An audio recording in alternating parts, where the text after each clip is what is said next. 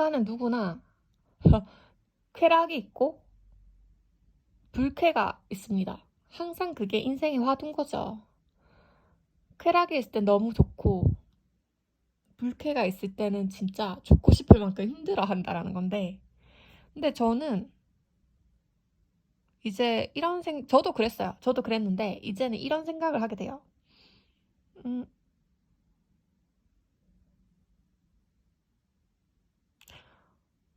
사랑에 사랑과 증오가 같다라고 말을 할 수는 없을 것 같아요. 근데 그것이 이렇게 발생되어져 나오는 근원 에너지는 같아요. 그게 나라는 사람이 가지는 어떤 에너지죠.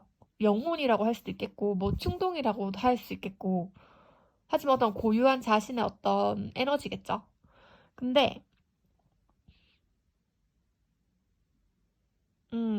왜 지금 이 에너지가 로부터 출발해서 사랑으로 나오고, 증오로 나오냐는 거잖아요. 그거에 대해서 우리가 잘 모르잖아요. 모르니까 이거를 확실히 설명할 수 있는 사람이 아무도 없잖아요. 아니, 내가 같은 에너지에서 출발하는 것도 사실 증명 못 하잖아요. 그렇지 않을까? 그런 거 같은데 지금 이러고 있는 거잖아. 그리고 왜 이거는 좋고 왜 저거는 싫어? 왜 어떤 상대 연인 배우자를 통할 때 왜 그 사람이어야만 해? 라고 확실히 말할 수 있는 사람 있어요? 어렵다고요.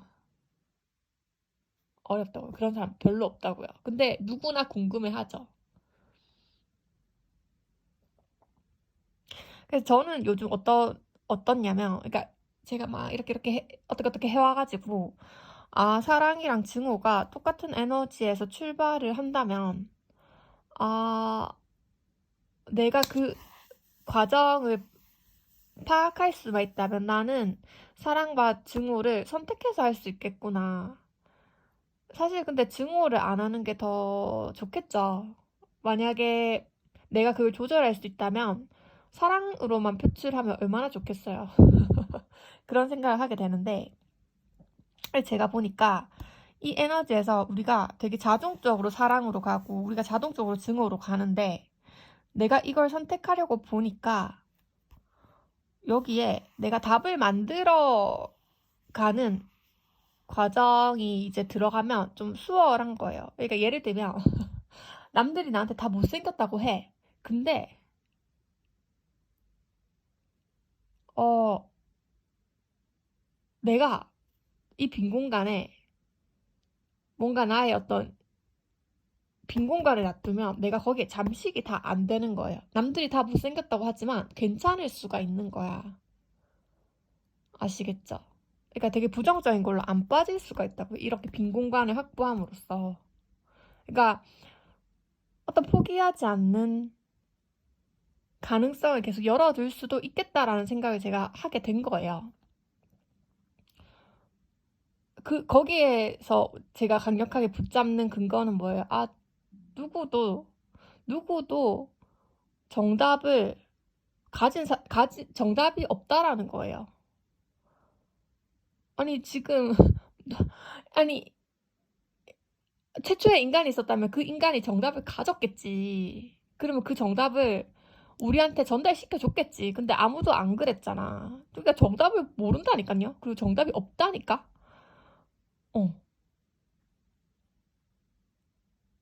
그쪽 공간에 이렇게 무라고요. 무. 아무것도 없게 설정을 해둬야 된다는 거예요. 그래야 내가 괜찮을 수가 있어요. 그 빈 공간에서 내가 자유로운 선택을 할 수 있다고요.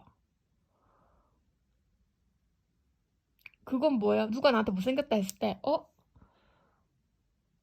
못생긴 거를 좀 좋아해 볼까라는 미친 생각을 할 수도 있는 거고, 그래?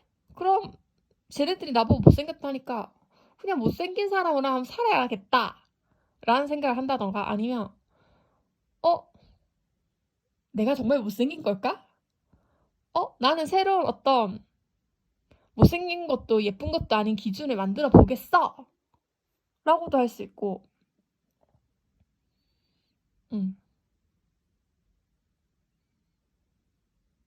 자기한테 벌을 주고 싶은 사람이 있을 거 아니에요. 그러면 나는 진짜 못생겼어 라는 그 답을 설정하고 자꾸 괴로워하고 있을 수도 있겠죠. 근데 이 세 가지 경우 다 뭐예요? 답을 언제든지 바꿀 수 있는 사람들이죠. 자기가 원하는 대로. 그렇게 살면 괴롭지가 않다고요.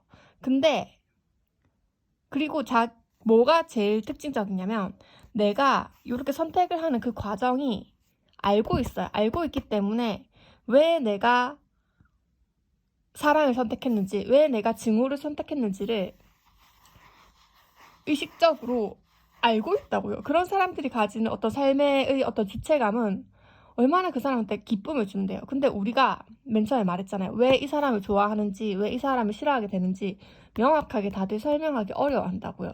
그 이유를 저는 이거에 반대겠죠. 어떤 만들어진 답을 끼워 넣은 거예요.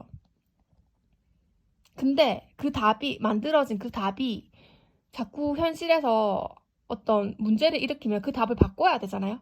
근데 자기가 자기 답을 만들어낸 사람들은 다시 또 만들어 봤으니까 언제든지 답을 새롭게 만들어낼 수 있고 변화할 수 있다는 걸 알잖아요. 그럼 변화시키면 되는데, 이 사람들은 뭐다?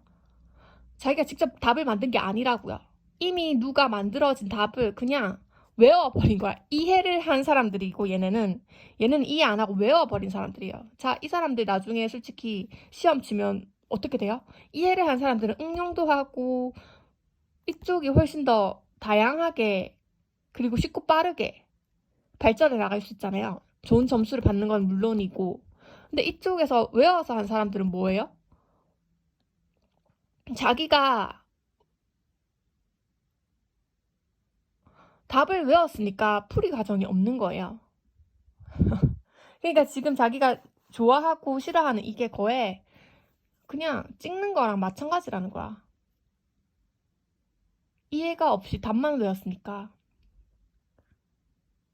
답만 외워놓으니까 이 답으로 문제를 풀어야 되는데 맨날 똑같은 답만 말하고 있으니까 랜덤이야, 랜덤. 맞고 틀리는 게 랜덤이야. 그러니까 지도 괴롭고 남도 괴로운 거지. 그런 차이를 보인다고 생각해요. 그러니까 사회화라는 건 이게 진짜 중요한 거. 왜 이걸 안 가르쳐 줄까라는 건 그만큼 사회에 답을 외운 사람들이 많지 이해를 정작하고 있는 사람들은 귀하다는 거예요.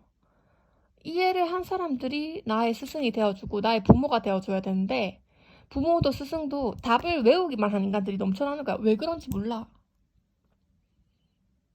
그러면 그 밑에 있는 자라나는 영향을 받은 애들도 답을 외워 있겠죠. 주입식 교육의 폐해라고 하는 게 진짜 이거잖아요. 근데 그거를 참 그렇죠. 누구의 잘못일까요? 그 답을 외우라고 시킨 부모만의 잘못일까요? 내가 주도적으로 맞서지 못하고 나도 이해하기를 포기하고 답을 외운 아이들 스스로의 잘못도 있을 거라는 거죠. 아무튼 그런 식으로 엉망진창이에요. 그러니까 지금이라도 좋으니까 이해를 하자고요.